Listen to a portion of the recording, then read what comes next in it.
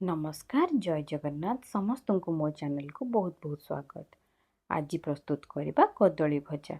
यहाँ पखाल हो कि गरम हो जहाँ सांगे खाइले भी बहुत टेस्टी लगे। छोट बेले आम बाड़ी रे बहुत कदली गछ थिला और बहुत कदली भी फलुला। सेतबेले किंतु कदली किछि भी आइटम देखिले कांद माडुथिला।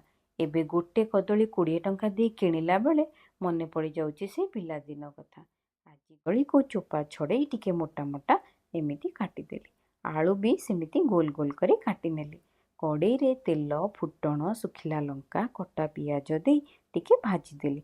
एबे कदली आलू हलदी गुंड लुण दे गोली गली घोड़े देली। किछि समय पर आलू कदली सिझीगला पर गैस फ्लेम को मीडियम रखी किछि समय कड़ा करी भाजीदेली। टिके लाल लाल कलर आसीजिवो आलू आ कदली। तापरे रेडी हेगला आमर कदली भजा। मजा नियंतु कदली भजार।